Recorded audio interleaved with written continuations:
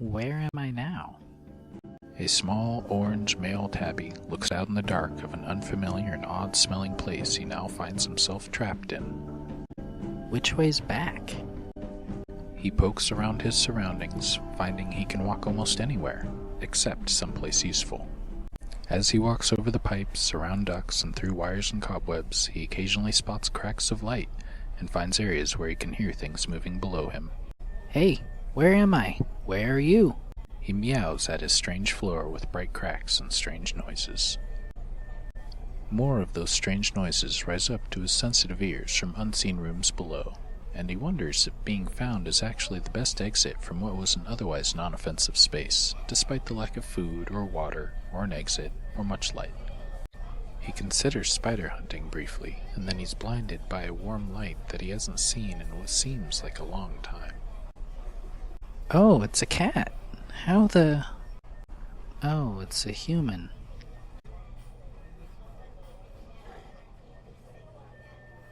How did he get up there? Up there was in a ceiling.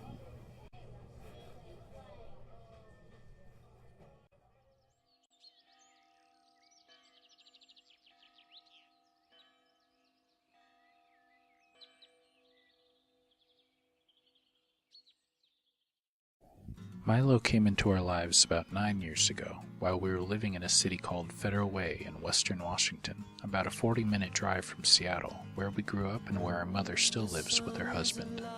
My father was just getting home from what we assumed at the time was work. He walked in and asked my brother, my girlfriend at the time Molly, and myself how we felt about getting another cat. We had 2 already, but Dad seemed interested in getting a third.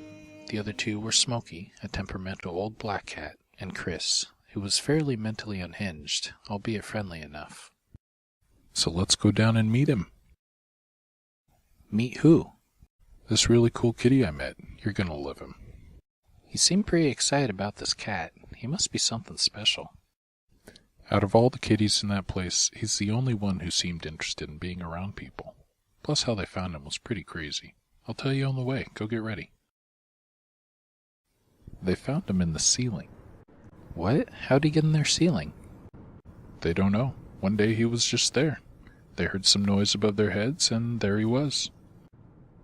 Ceiling cat. Weird. Yeah. We were all sufficiently interested in meeting this cat.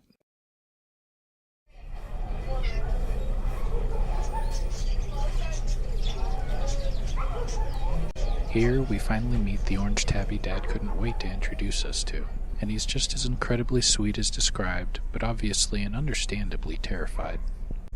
This is him? He's really cute. Yeah, I told you. See how much he loves attention?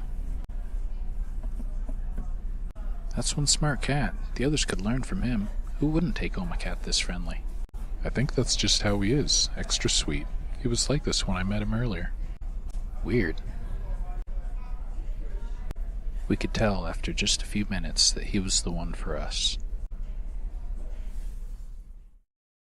Upon arrival at his new home, he briefly investigates his surroundings and newest captors. Whoa, what is this place? It's okay, kitty. You'll like it here. What is that thing barking at me? I think it's trying to soothe me, but why? Are they planning on eating me? There's no way to be sure. I'll just be ready at all times just in case. In the meantime, he begins to resume taking in the new environment when he notices a couple of other cats. Hey, Red, what are you up to? Did the humans bring you? The black one asks in an unfamiliar dialect. I have no idea what you're saying, dude. He wants to know who you are, Red. I don't care, though. Want to play? Oh, I don't really have a name. I just got here and... They'll give you one, and then you'll be fine. I'm Chris. That's Smokey. Let's play already. I'm so bored. Look, kid, these are nice people. Just relax. What? Listen, I'm gonna go hang out under that strange bulbous thing over there. This is freaking me out. Milo ends his tour of the house early and decides to think over his new situation under a wood stove. I don't know. I guess this place isn't bad so far. At some point, they give him a name. Milo. He likes it.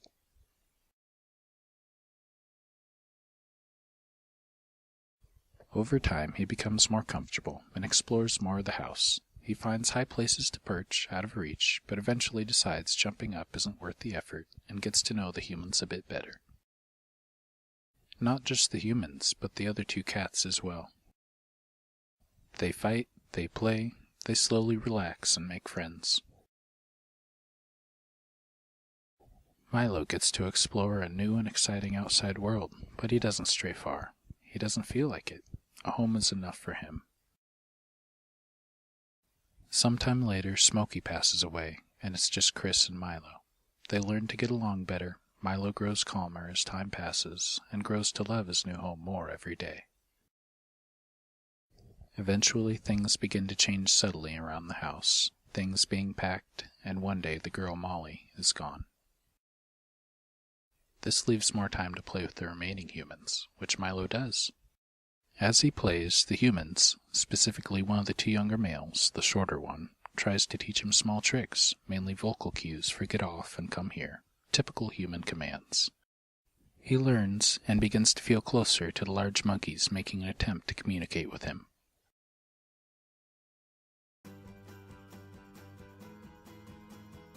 Whoa, hey, Milo, give me a second to get comfy. Milo, give me a second, would you? Milo doesn't, and finds a spot to get comfortable on the blanket covering the human's legs. He naps while the humans watch their rectangular light show until Ryan eventually taps him on the shoulder to wake up. Come on, buddy, bedtime. That doesn't make any sense. I was sleeping fine.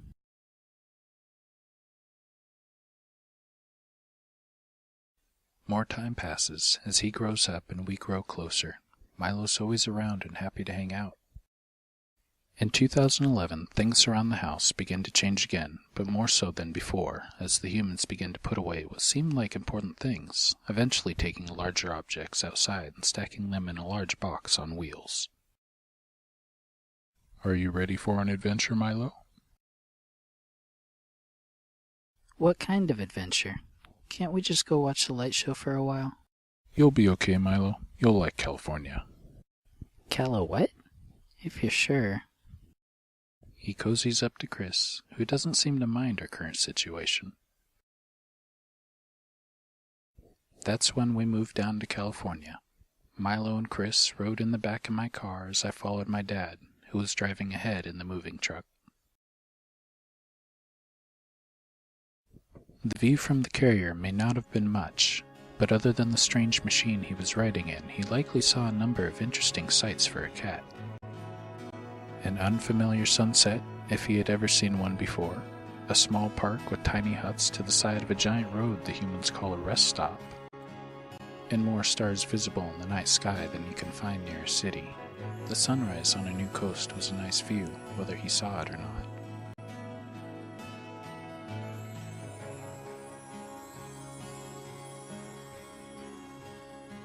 We arrived at our destination early in the morning. We're here.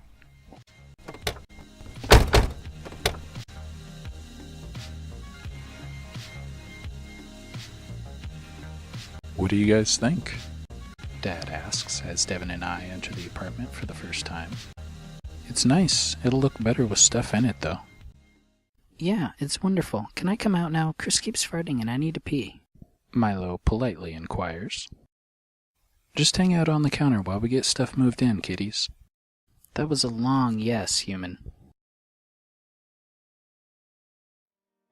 Things are unpacked, arranged, and begin to give a sense of normalcy. The eldest human isn't around, but the other two, the guys, are still around.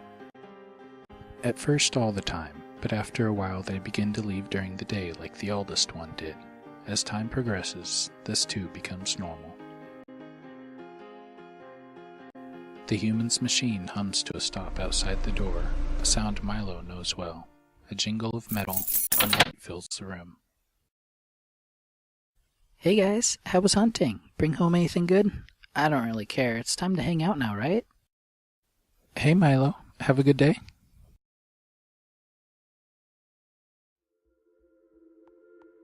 Again, things begin to change, but nothing goes away. The guys start college and get to spend more evenings and weekends at home. Life is good, however money is not. Shortly before the summer of 2014, our mother suggested we visit Seattle and work with her or do property work with her husband, a very generous offer we gladly accepted.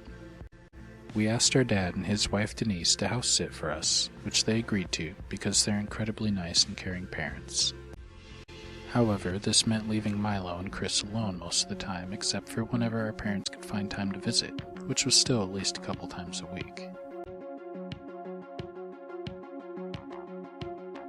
Hey, where did the guys go? That's right, Milo. Kitty likes pets. Answer my question, Brush Lady. Milo meows insistently, but he's ignored, and Denise the Brush Lady easily finds all the spots he never knew he wanted brushed so badly. He quickly forgets about his questions. Weeks go by, the dad and the nice lady showing up on occasion with goodies and pets, while the guys were still away somewhere. The cats are reassured they'll return, but they don't know enough human speak to be comforted.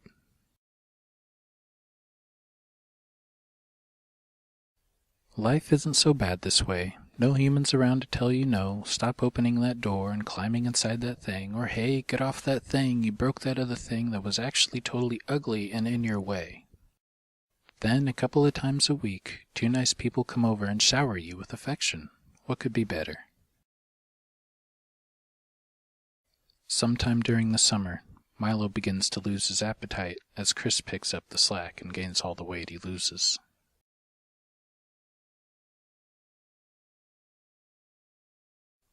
Then one day something changes, and the two occasional human visitors come by with more than just a few treats and head scratches. They begin totally ruining the place. They vacuum, they do dishes, and the smell Chris and Milo had worked so hard to permeate throughout the apartment was totally thrown out of whack with some kind of floral garbage. What are you doing? You're ruining it. We had it just how we liked it. How they liked it was covered in a layer of fur and smelling of cat. Yep, gotta get all cleaned up for the guys. I'm gonna step on you if you don't stop walking between my legs. Something is definitely up with these humans, but he can't quite put his claw on what it is. He walks off defeated, again misinterpreted, and finds a comfortable place to hide out while the humans are being weird. We make our way down from Seattle early August, again in a straight 12-hour shot. When we return, Milo is skinnier than we're expecting. We don't notice any significant change in eating habits from when we left. He seems skinny but normal.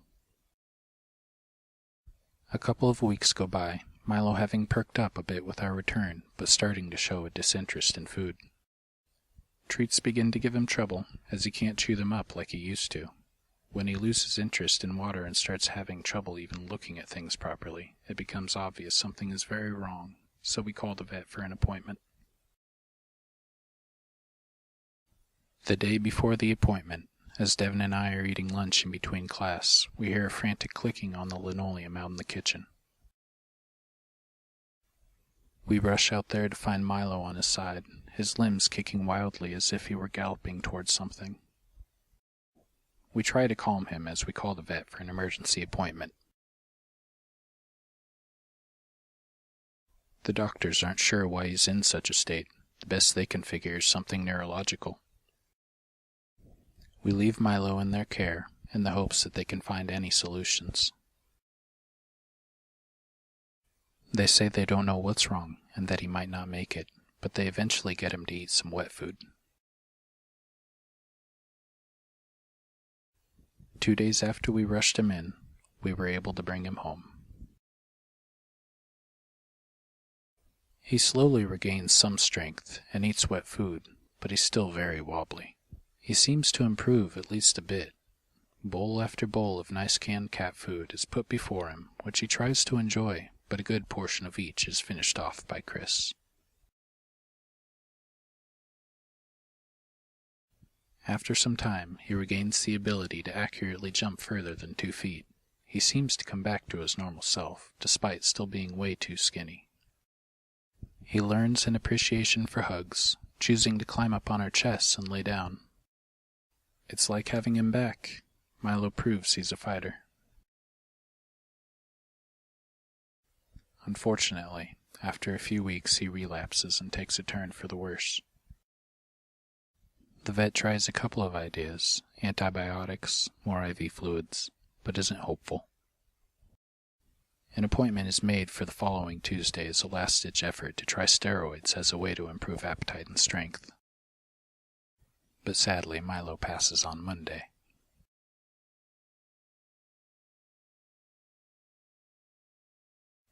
Milo had been with us through changes in jobs, relationships, and homes. He was like a small furry brother to us. He was always around and happy to see us. He was easily the best cat I've ever had, and I'll always remember him.